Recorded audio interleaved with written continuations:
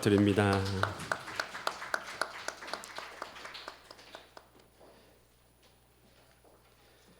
우리 신자는 예수 그리스도를 나의 마음의 주인으로 모셔드린 자들입니다. 여러분, 예수 그리스도가 여러분의 주인 되셨습니까?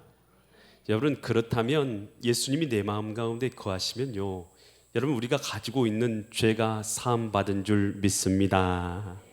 우리의 죄들이 사함받았고, 오늘 예수 그리스도가 내 가운데 있으면 여러분, 우리는 새로운 신분을 얻었어요. 이제는 누구의 자녀예요? 하나님의 자녀가 된 줄 믿습니다. 이제는요, 예수님께서 내 마음 가운데 함께 계시는 사람이 되었어요. 그래서 임마누엘의 은혜를 누리며 살 수 있는 권세를 갖게 되었어요. 그뿐만이 아닙니다. 오늘 우리는 지금 죽어도요, 영원한 천국, 하나님 계신 천국에 들어가게 되는 줄 믿습니다. 이것이 바로 예수 그리스도 안에 있는 새 언약인 것이죠. 그래서 우리는 예수 그리스도의 언약 안에 있는 하나님의 백성이 된 것입니다. 그런데 나는 이렇게 예수님을 주인 삼았는데 왜 나는 내 삶 가운데서 믿음의 삶으로서, 믿음의 영역으로서 믿음의 사람의 모습을 나타내지도 못하고 영향력도 없고 믿음의 사람인지 아닌지도 모르겠고, 그리고 나는 믿음의 결단도 없는 것 같고, 여러분, 아무 영향력도 아무 힘도 아무 권세도 하나님의 자녀의 아무 힘도 없는 것 같은 삶을 살고 있는 사람들이 혹 있으십니까? 여러분, 그것은요, 복음의 문제가 결코 아닙니다. 예수님이 주인 되시는 복음의 문제가 아니라 내 삶 가운데 신앙의 믿음의 삶이 없기 때문인 줄 믿습니다. 여러분, 오늘 우리가요, 오늘 이 본문의 말씀은 어떤 부분이냐 하면, 예수님께서 겟세마네 동산에 올라가서 기도하시면서 오늘 기도하시는 내용, 일어나는 내용들이 기록되어 있는 것이 오늘 이 본문의 말씀이에요. 과연 이 말씀을 통해서 하나님께서는 이 시간도 우리에게 무엇을 말씀하시고 무엇을 깨닫게 하시는지, 나에게 주시는 하나님의 음성이 있는 은혜의 시간 되시기를 간절히 축원드립니다. 이 마태복음 26장 36절 말씀을 같이 보면요, 이에 예수께서 제자들과 함께 어디로 가셨어요? 겟세마네, 우리가 이 겟세마네 동산이라는 얘기 들어보셨죠? 이것이 감람산이라는 곳과 동이라는 곳이에요. 감람산이라는 것이 감람나무가 있는 곳, 가득한 곳이어서 감람산이라고 불러요. 그 중에서 겟세마네라는 지역은 기름을 짜다라는 지역이에요. 그래서 이 겟세마네는요, 감람산 안에 있는 한 부분이에요. 거기에 기름을 짜는 곳이다, 이렇게 생각하면 돼요. 그래서 올리브, 여러분 올리브유 드시잖아요. 올리브 기름을 짜는 곳이다, 이렇게 생각하시면 돼요. 그래서 그곳이 바로 겟세마네예요. 그리고 약간 평지 같은 그런 느낌이 있으니까 그곳에 사람들이 가고 그랬고, 예수님도 그곳에 가셨는데, 늘 가셨는데 이유가 있어요. 겟세마네 하는 곳에 이르러 제자들이 이르네, 내가 저기 가서 뭐 할 동안요? 기도하는 동안에 너희는 여기 앉아 있으라. 그러니까 예수님께서 이 겟세마네라는 곳에 뭐 하러 올라가신 거예요? 기도하러 가신 거예요. 예수님께서는 기도하러 올라가셨어요. 그러니까 예수님이 이 감람나무가 있는 이 겟세마네라는 곳은요, 늘 예수님이 가시면 올라가는 곳이었어요. 그래서 누가복음 22장 39절에서는 이 감람산에 올라가는 걸 이렇게 표현하고 있어요. 누가복음 22장 39절 말씀 보면, 예수님께서 나아가사 습관을 따라서 감람산에 가셨다라고 누가복음 22장 39절에서 말했어요. 그러니까 기도하러 올라가신 것이 뭐하러 올라가셨냐 하면, 뭐하러 올라가셨다고요? 습관에 따라서. 그러니까 기도를요, 어쩌다가 한 번 하는 게 아니에요. 주님께서 이 감람산에 올라가신 게 어쩌다 한 번 감람산에 올라가셨는갑다, 그게 아니라니까요. 예수님께서는 늘 언제나 감람산에 늘 올라가셨다라는 것이 뭐하러요? 기도하려고 늘 올라가셨다라는 것이에요. 여러분, 우리가 신앙생활 할 때 보면요, 여러분, 예배 드리는 것이요, 여러분, 특별한 건가요? 여러분, 예배는요, 당연한 것인 줄 믿습니다. 여러분, 예수님을 나의 구주 삼은 사람들이 당연히 예배하는 거예요. 이 주일날 아침에 예배하는데, 나는 뭐 별 난리 쳐야지만 아침에 한번 일어나가지고 예배하러 나오고, 여러분 그것은요 이미 여러분 잘못된 습관이 그 삶 가운데 잡혀 있는 거예요. 여러분 우리가요 하나님의 자녀로서 하나님을 예배하는 것은요 별다른 게 아니라요 당연한 것인 줄 믿습니다. 주님 앞에 기도하는 것, 여러분 기도하는 게 어쩌다 한번 뭐 일이 있어야 기도하는 거예요. 기도하는 것은 항상 기뻐하라, 쉬지 말고 기도하라, 범사에 감사하라, 이것이 너희를 향하신 하나님의 뜻이니라. 여러분 이것은요 특별한 게 아니에요. 항상 기뻐하고 쉬지 말고 뭐하고요? 쉬지 말고 기도하는 것. 기도가요 특별한 게 아니에요. 하나님과 늘 교제하는 게 있는 거예요. 이게 기도인 거예요. 하나님 앞에 말씀 읽는 거, 어쩌다 한번 말씀 읽어가지고 나 말씀 읽으니까 뭐 머리가 터질 것 같아. 날마다 그냥 말씀을 읽는 거고 기도하는 것이지 뭐 특별한 게 아니에요.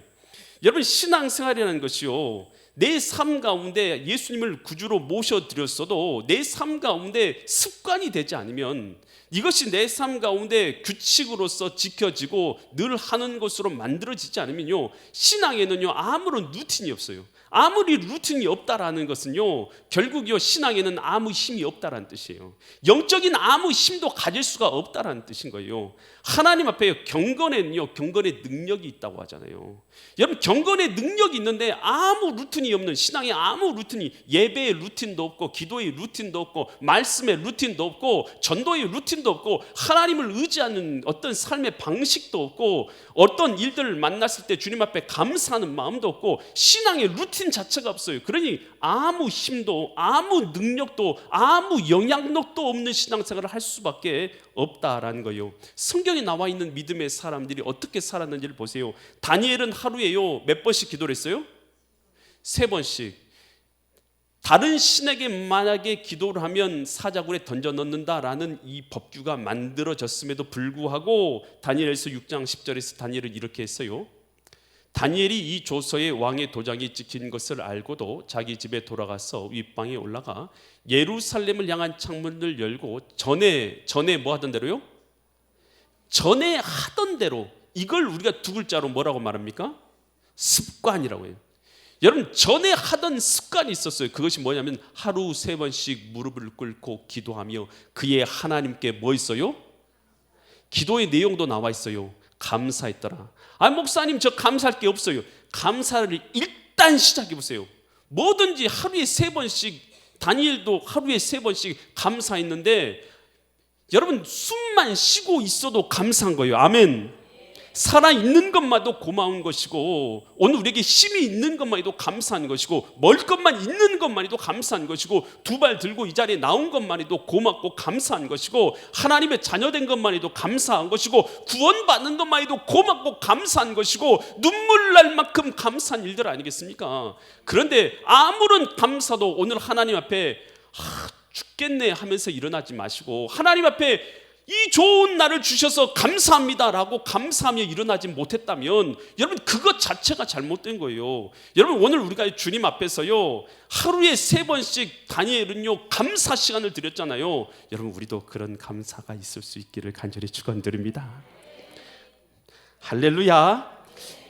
베드로도 하루에 3번씩 기도를 드렸어요. 베드로가 몇 시에 기도드렸냐? 사도행전 3장 1절 보니까 제 몇 시요? 9시 기도 시간, 오늘날 시간으로 더하면 6시간을 더하면 돼요. 그러면 오후 3시 기도 시간에 베드로와 요한이 성전에 올라갔다. 이 기도 시간은 특별한 기도 시간이 아니라 늘 매일 같이 올라가는 기도 시간이에요. 아침에 한 번, 정오에 한 번, 저녁에 한 번. 그래서 해질 때 저녁에 한 번 나오는 것. 이것이 유대인들의 당연한 습관, 당연한 것. 그래서 하루에 3번은 무조건 성전에 나와서 기도하려고 했던 것이 당시 유대인들의 습관이었어요. 여러분 오늘 우리가요 유대인들보다도 못한 신앙생활 습관을 갖고 있을 때가 얼마나 많은지 몰라요. 여러분 오늘 우리가요 주님 앞에 기도의 습관이 있을 수 있기를 간절히 축원드립니다. 이 참좋은 화장품 아세요? 참좋은 화장품, 참 좋은 화장품이다라고 해서 이름이 참 좋은 화장품이에요. 그것을 설립한 회장이 있어요. 회장이 누구냐면 김광석 장로입니다. 1966년도에 이 의학대학을 나왔어요.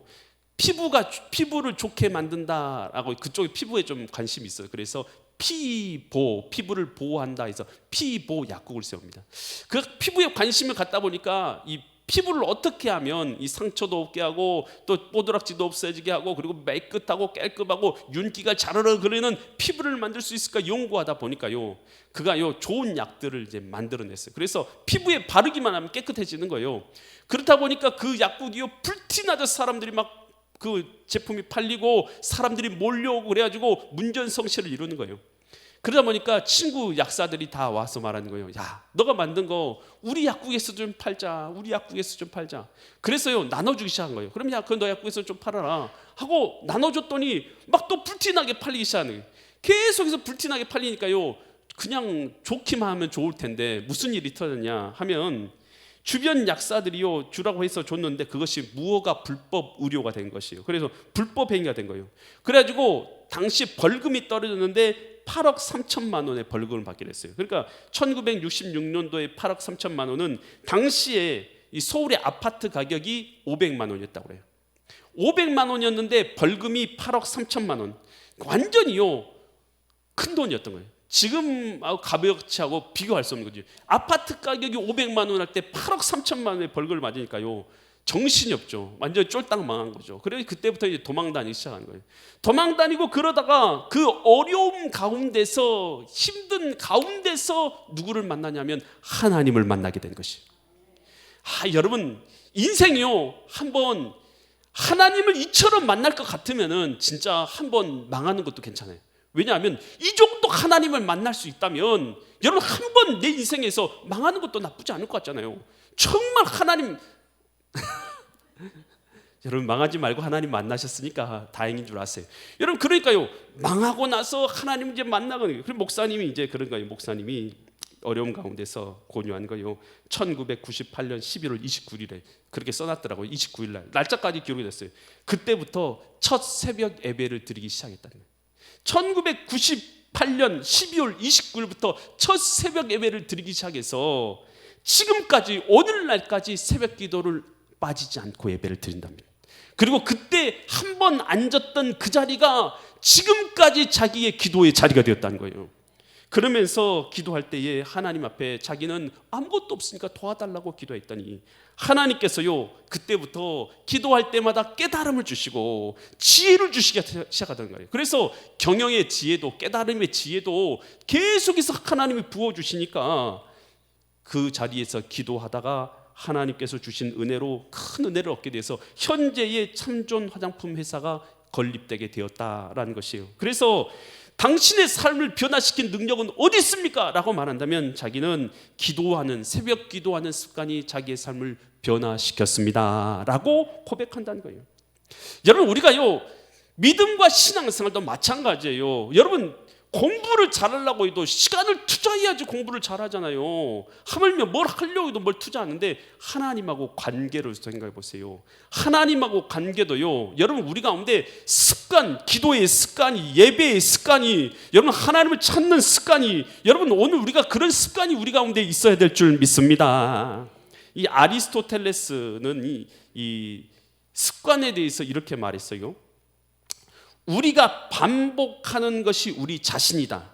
그렇다면 탁월함은 행동에 있는 것이 아니라 습관이다. 그러니까 우리가 뭐 계속해서 반복하고 있는 것이 바로 우리라는 거예요. 나는 지금 뭘 하면서 살고 있는가? 내가 계속 반복하고 있는 게 나예요. 그런데 그래서 탁월함이라는 것, 뛰어남이라는 것은 그것은 행위, 한 번 하는 행위가 아니라 계속해서 반복하는 것이 바로 이 탁월함이다라는 거예요. 여러분 우리의 삶도 마찬가지 아니겠습니까? 오늘 우리가요 영적 탁월함은 다른 것에 있잖아요. 여러분 오늘 우리가요 영적 탁월함, 하나님의 은혜의 역사는 다른 곳에 있지 않습니다. 늘 기도하는 시간이 곧 응답의 시간이 될 줄 믿습니다.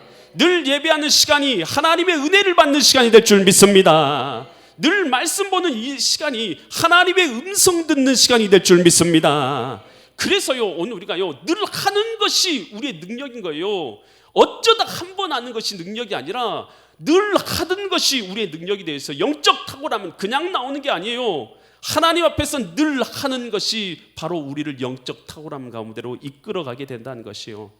한 스승이 제자들을 데리고 이제 산에 올라가요. 그리고 나무를 심어 놓고요, 나무를 뽑으라고 해요. 그래서 보니까 나무 색으로 했는데 심은 지 얼마 안 된 나무가 있어요. 그 뽑으라고 하니까 쏙 뽑아버리니까 금방 뽑혀버려요.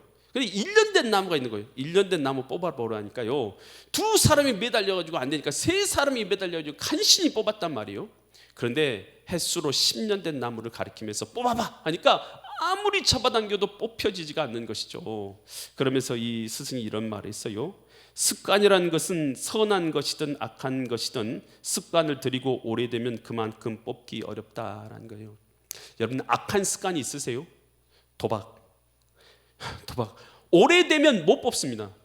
여러분, 술 중독되는 거요, 오래되면 못 뽑아요. 뽑기가 그만큼 힘든 거예요. 여러분, 이 생활 가운데서 습관이라는 것이 있어요. 잘못된 습관 있잖아요. 여러분, 신앙생활에도 잘못된 습관, 마음도요, 잘못된 생각도 습관도요, 오래되면 그것이 길이 나요. 그래서 그걸 뽑을 수가 없습니다. 여러분, 음란한 생각도 마찬가지예요. 계속 그 똑같은 생각 해보세요. 그거 뽑을 수가 없어요. 여러분 우리가요, 잘못된 것은요 빨리 뽑아버리고요, 여러분 잘못된 거, 그릇된 건 잘못 바꿔버려야 되는 것이죠. 왜 나는 변화되지 않는가? 여러분, 내 생활의 습관을 돌아봐야 돼요. 예수님이 주인 되시고 나서 오늘 우리가 어떤 삶의 패턴을 갖고 있고 어떤 루틴을 갖고 있는가를 봐야 돼요. 여러분, 예배 드리는 것이 우리에게 행위나 어떤 행사가 되지 말아야 돼요. 여러분, 이것은 당연히 우리 삶의 믿음의 습관이 될 수 있기를 간절히 축원드립니다. 감사하는 것. 여러분, 어떤 일 터졌을 때 무조건 원망하는 사람은요, 무슨 일이 터져도 원망을 해요. 무슨 일이, 좋은 일이 있어도 원망하고 나쁜 일이 있어도 원망하고, 뭐 길 가다 누구를 만나도 원망하고, 원망하는 사람은 계속 원망해요. 여러분, 그런데요, 감사하는 사람 보세요. 감사하는 사람은요, 나쁜 일이 터져도 감사해요. 좋은 일이 일어나면 더 감사하지만요, 어떤 일을 만나도 감사하더라는 거예요. 여러분, 감사도 습관이고요, 하나님을 의지하는 것도 습관입니다. 여러분, 하나님 앞에서 늘 기도하는 습관을 가져보세요. 차 타기 전에도 기도하지, 운전하기 전에도 기도하지, 걷기 전에도 기도하고, 밥 먹기 전에도 기도하고, 샤워하면서도 기도하게 되죠. 여러분, 뭐 어디 걸어갈 때, 뭐 물건 사러 갈 때도 기도가 돼요. 늘 기도하는 것도 습관입니다. 기도 안 하는 사람은요, 나는 바빠서 기도 못 한다고 해요. 그런데 기도하는 사람은요, 차를 운전하면서도 기도하고요, 차 타면서도 운전하고요, 걸어가면서 친구 만날 때도 기도하는 것이고, 밥 먹을 때도 기도하는 것이고, 목욕탕을 가도 기도하잖아요. 기도하는 사람은 늘 기도하는 것이고, 기도 안 하는 사람은 늘 기도 안 하는 것이고, 예배하는 사람은 늘 예배하는 것이고, 예배 안 하는 사람은 늘 예배하지 않는 것이고, 여러분, 감사하는 사람은 늘 감사하는 것이고, 원망하는 사람은 늘 원망하는 것이에요. 모든 것은요, 여러분의 삶의 습관이에요. 여러분, 그리스도 예수 안에서 우리의 바른 습관이 우리 가운데 있을 수 있기를 간절히 축원드립니다. 여러분, 기도할 때 예수님은 마태복음 26장 39절 보니까 이렇게 기도해요. 조금 나아가서 얼굴을 어떻게 했어요? 땅에 대시고 엎드려 기도하시는데 뭐라고 기도하십니까? 아버지요, 만일 할만하시거든 이 잔이 뭐예요? 십자가를 지는 고난을 의미하는 것이죠. 십자가를 지는 이 고난을 내게서 뭐 해달라고요? 지나가게 좀 해옵소서. 이것을 기도했어요. 그렇게 하신데, 그러나 그 뒤가 더 중요해요. 나의 뭐대로 마시고 내가 원하는 대로 마옵시고 아버지의 원하는 대로 하옵소서. 내 생각은 이 고난이, 이것이 좀 지나가는 것이 좋은데, 그런 내 뜻대로 마옵시고 누구 뜻대로 되기를 원한다고요? 아버지 뜻대로 되기를 원합니다. 기도하면서 여러분, 우리가 다, 저도 기도 앞에서 기도하면서 하나님 이것 좀 이렇게 해주시고 저거 이렇게 해주시고, 저는 이 여러분들의 이름들을 매번 다 부릅니다. 그러면서 여러분들의 이 신앙생활이나 또 여러분의 소원들을 아뢰면서 하나님 이분 이렇게 해주세요, 저렇게 해주세요, 이렇게 기도를 매번 올립니다만, 그래서 저는요, 어쩔 때 하나님 앞에 죄송할 때가 있어요. 하나님께서는요, 하나님께서 원하시는 것도 있잖아요. 오늘 우리는 우리가 원하는 것만 하나님께 올려드리는데, 기도라는 것 자체가 하나님의 뜻 앞에 하나님의 뜻을 분별하는 거 아니겠어요? 기도하면서 하나님의 뜻이 무엇입니까? 분별하는 거잖아요. 분별하면서 우리의 소원을 물론 올려드려요. 하지만 주님의 뜻을 내게 알려주실 때도 있어요. 주님께서는 이런 걸 원하신다라고 우리에게 분명히 깨닫게 해주실 때도 있고, 감동을 주실 때도 있고, 우리에게 말씀을 떠오르게 하실 때도 있다는 거예요. 그랬을 때에 어떻게 되냐는 거예요. 그러면 내 뜻을 간구하는 게 아니라, 주님, 내가 주님 뜻 앞에서 내 뜻은 내려놓고 주님의 뜻을 내가 내 마음 가운데 받아들이겠습니다 라고 기도하는 것이 기도의 목적이다라는 거예요. 그래서 주님 앞에요, 기도를 하다 보면 여러분, 원망이나 미워하는 마음이 확 들 때가 있어요. 아무리 어떤 사람 사이에서 잘해주려고 했는데도 오히려 잘못 의도를 잘못 생각하고 막 그렇게 할 때 마음에 화가 확 날 때가 있단 말이에요. 그럴 때 하나님 앞에 기도를 해보세요. 저는 이제 기도를 하잖아요. 기도를 하면 하나님 하고 기도를 하면 하나님이 뭐라고 말하면 용서해라 라고 하나님께서 말씀하신단 말이에요. 그럼 내 생각은 미워하는 것이죠. 미워하고 막 그런 것이 내 마음이지만 하나님께서 용서해라, 70번에 7번도 너는 용서해라 라고 말씀하시면 우리는 어떻게 해야 돼요? 미워해야 됩니까? 용서해야 됩니까? 용서해야 되는 것이죠. 여러분, 이게 기도라는 거예요. 그래서 우리가 나 지금 분노에 찼어, 나 분노에 찼어, 화가 나, 그래서 나 화내야겠어, 내 문제를 일으켜야 되겠어, 나 뭐 다퉈야 되겠어. 그럴 때 하나님 앞에 기도를 해보면 하나님께서 화내라고 해요, 분노하라고 하세요, 가서 너 잘못한 행동하라고 그래요. 그렇게 말씀하신 적이 한 번도 없어요. 하나님은 그렇게 말씀을 안 하셔요. 하나님 어떻게 말씀하십니까? 내가 용서한 같이 용서하라 말씀하시네. 여러분, 그랬을 때에 기도라는 뭐냐면 나 자신을 주님 앞에 내려놓는 것이죠. 내 생각을 내려놓는 것이고 주의 뜻에 순종하는 것입니다. 이것이 바로 뭐냐면 기도인 것이에요. 그래서 기도를 통해서요, 하나님께서 내려놓기 원하시는 것을 내려놓고 주님의 뜻에 순종하는 것이 우리의 기도가 되어야 될 줄 믿습니다. 전도하러 나가서 전도지 나눠주는데, 전도지 나눠줄 때 기분 좋게 받으면 좋을 텐데, 예 감사합니다, 95%는 제가 주면 99%예요. 거의 다 받아요. 네 하고 거의 다 받아요. 그냥 네, 아멘 하고 그냥 지나가면서 받더라도 그냥 다 받아요. 9% 한 95% 이상은 그냥 다 받아요. 그런데 그 중에서 개 중에 한 5% 정도에서 이상한 사람도 있어요.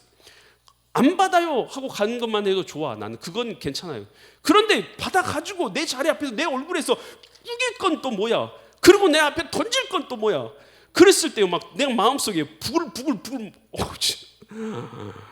안 받다가 하면 되지, 왜 그걸 갖다 하필 꾸겨가지고 내 앞에 던지냐, 저 사람 왜 저렇지 하고, 그러고 나서 이제 뒤돌아서 가면 하나님 앞에 그런 생각이 든단 말이에요. 하나님, 저 사람 좀 혼 좀 내주세요. 가다가 확 넘어져가 이마가 좀 깨지게 해주세요. 막 그런 마음이 막 든단 말이에요. 그래서 하나님께 기도를 한단 말이에요. 하나님, 이제 전도하니까 저 사람 좀 손 좀 봐주세요 하고 이런 마음으로 이제 하나님께 기도를 드린단 말이에요. 그러면 하나님이 손 봐주신다고 해요? 그렇게 안 하시더라고요. 뭐라고 하시냐면, 내가 저들을 위해서 십자가를 졌다라고 말씀하시더라고요. 그런데 할 말이 없어. 하나님 앞에 내가 저 사람을 위해서 십자가 졌다는데 내가 가서 뭐라고 하겠어요? 너도 사랑하라는 말이에요. 하나님께서 내가 저 사람을 위해서 십자가 졌는데 너도 사랑해야 되지 않겠느냐라는 거예요.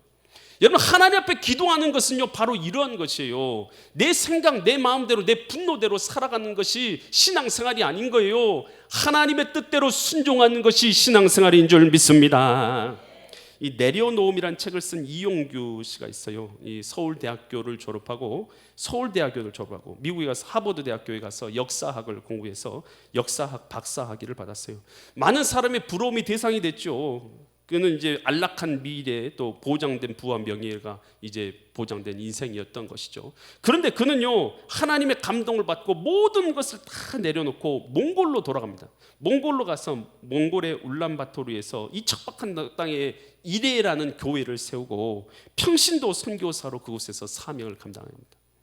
많은 사람들이요, 왜 그렇게 보장된 미래를 팽개치고 그쪽으로 가느냐? 근데 하나님께서 그에게요, 내려놓으라, 그러면 내가 채워주리라 라는 하나님의 음성을 듣고 그는 모든 걸 내려놓고 그곳에 들어간 것이죠. 나중에 2015년부터는 인도네시아인 자카르타 국제대학을 설립하고 그곳에서 이 선교를 감당하고 있는 것이에요. 그는요, 이 선교사로서 그가 모든 것을 내려놓는 삶을 살면서 이런 말을 해요.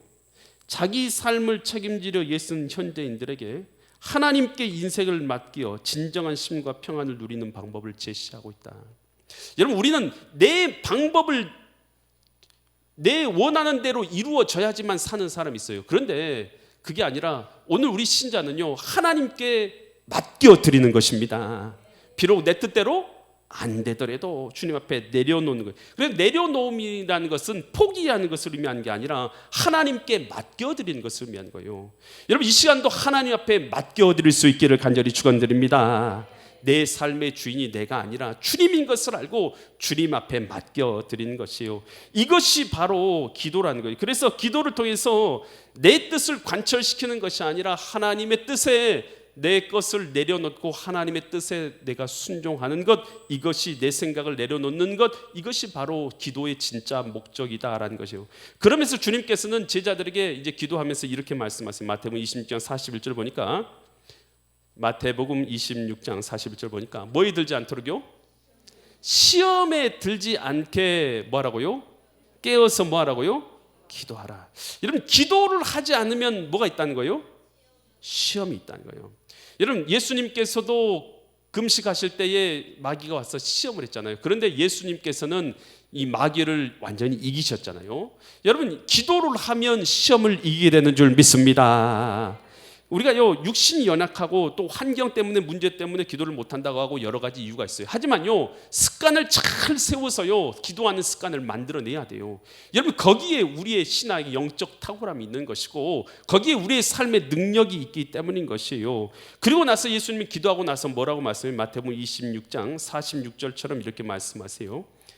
일어나라, 함께 가자. 예수님께서 이제 기도하고 나서 십자가를 지러 이렇게 가시면서 이렇게 말씀하신 거죠. 한마디로 십자가에 죽으러 가시는 거죠. 그러면서 일어나자, 함께 가자. 보라, 나를 파는 자가 가까이 왔노라.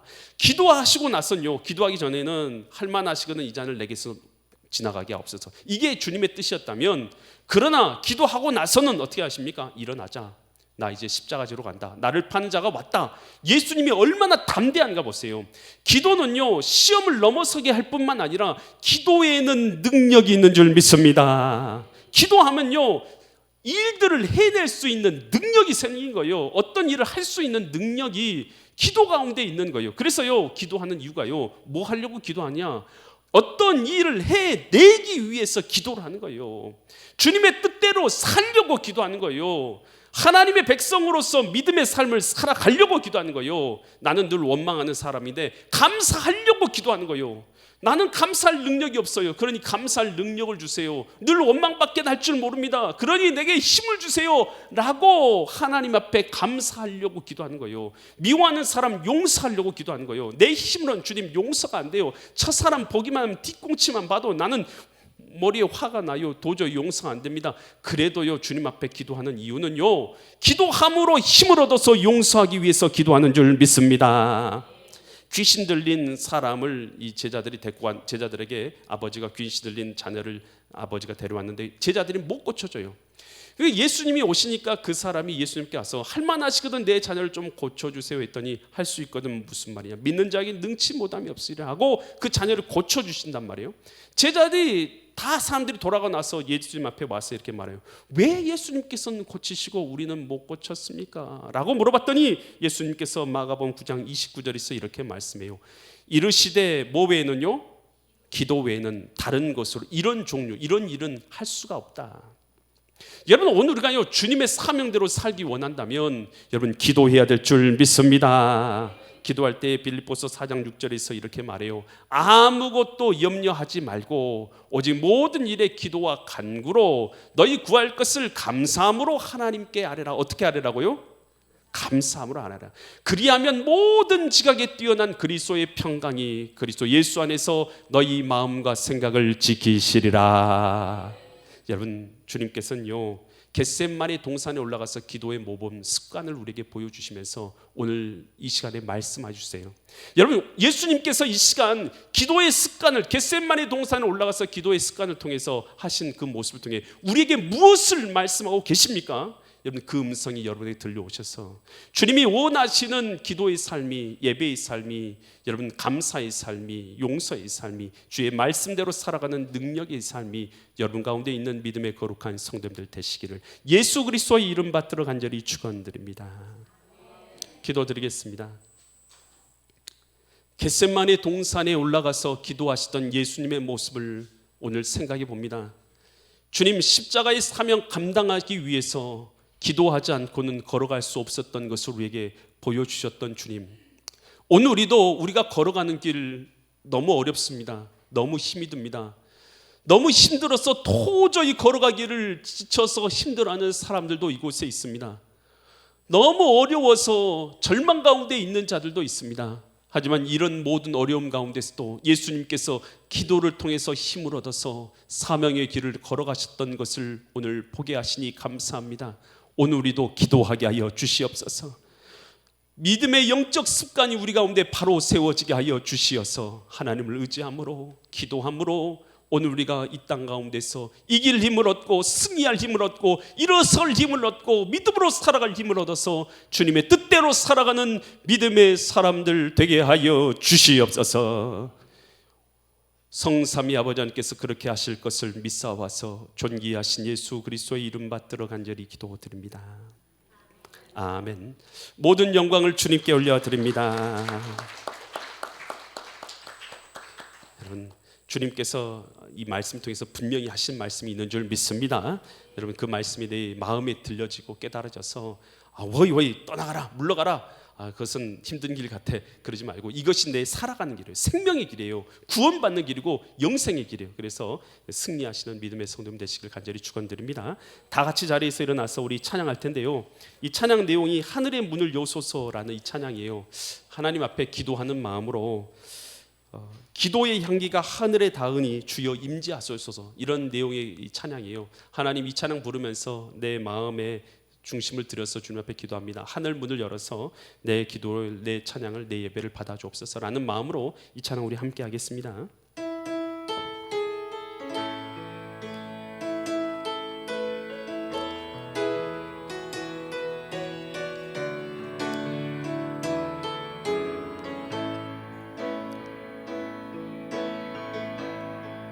하늘의 문을 여소서, 이곳을 주목하소서. 주를 향한 노래가 꺼지지 않으니 하늘을 열고 보소서. 이곳에 임재하소서. 주님을 기다립니다. 기도의 향기가 하늘에 닿으니 주여 임재하여 주소서. 이곳에 오셔서 이곳에 앉으소서. 이곳에서 드리는 예배를 받으소서. 주님의 이름만이 오직 주의 이름만 이곳에 있습니다. 하늘의 문 여소서. 하늘의 문을 여소서. 이곳을 주목하소서. 주를 향한 노래가 꺼지지 않으니 하늘을 열고 보소서. 이곳에 임재하소서. 주님을 기다립니다. 기도의 향기가 하늘에 닿으니 주여 임재하여 주소서. 이곳에 오셔서 이곳에 앉으소서. 이곳에서 드리는 예배를 받으소서. 주님의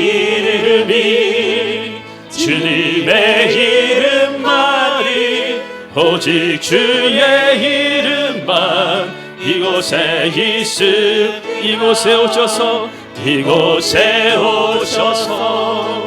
이곳에 앉으소서. 이곳에서 드리는 예배를 받으소서. 주님의 이름만이 오직 주의 이름만 이곳에 있으니 모든 영광과 존귀와 능력 받으소서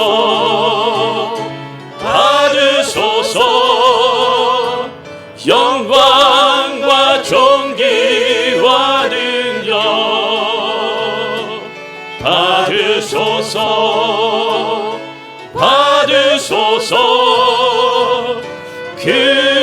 그리스도 살아계신 하나님 모든 영광과 존귀와 능력 받으소서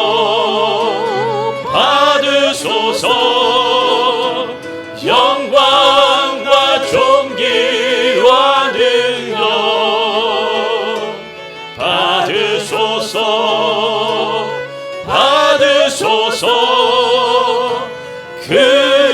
그리스도 살아계신 하나님.